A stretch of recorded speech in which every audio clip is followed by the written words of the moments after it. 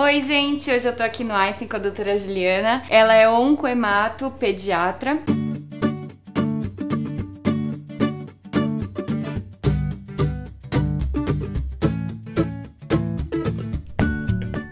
E a gente vai falar um pouquinho hoje sobre a revacinação e também por causa desse surto de febre amarela, tem muita gente vindo perguntar pra gente se deve ou não tomar vacina. Então hoje a gente tá aqui com a doutora pra esclarecer isso pra vocês. Doutora, então qual que é a relação entre pacientes e a vacinação?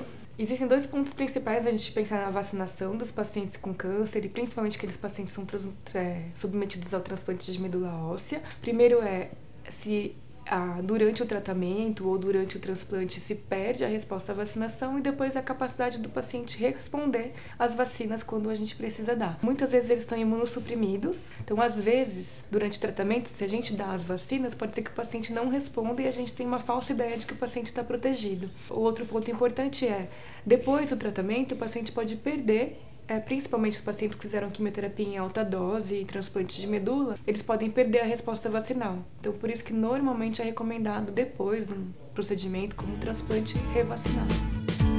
Doutora, então fala pra gente quais são as vacinas que os pacientes com câncer devem tomar.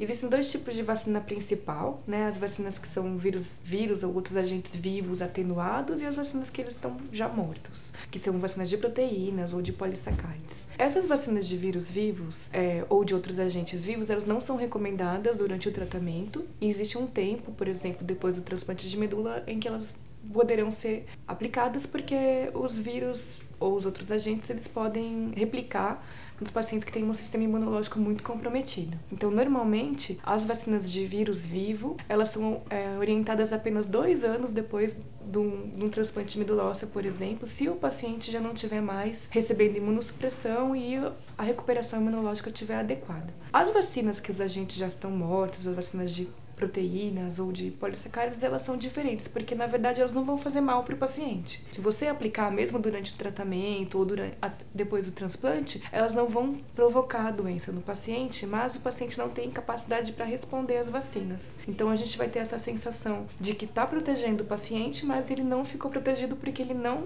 elaborou a resposta necessária.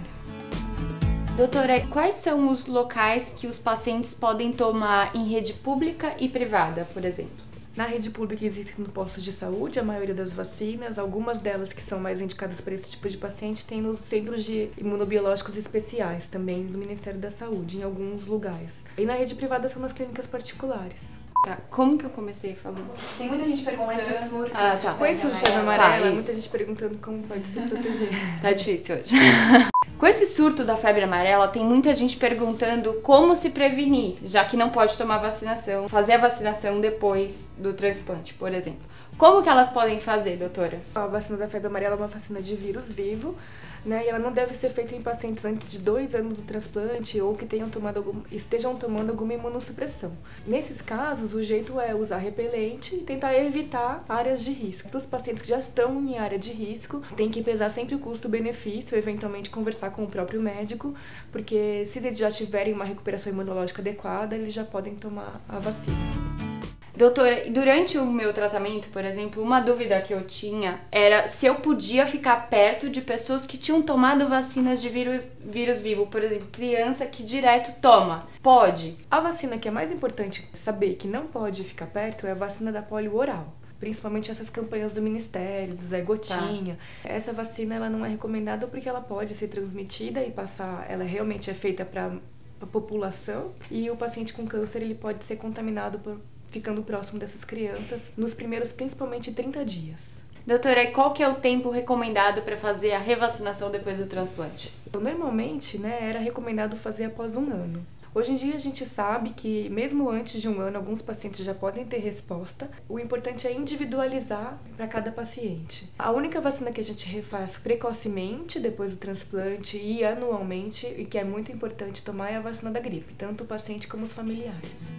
Bom, gente, e eu trouxe a minha carteirinha, doutora, porque eu já tô revacinada depois de 2 anos de transplante, tô super bem protegida, trouxe aqui pra vocês verem como que é uma carteirinha. E é isso, gente, então depois de um transplante não deixem de se revacinar. Muito obrigada, doutora, por esclarecer todas essas dúvidas. Não deixem de curtir o nosso vídeo e se inscrever no nosso canal. Até a próxima, beijos!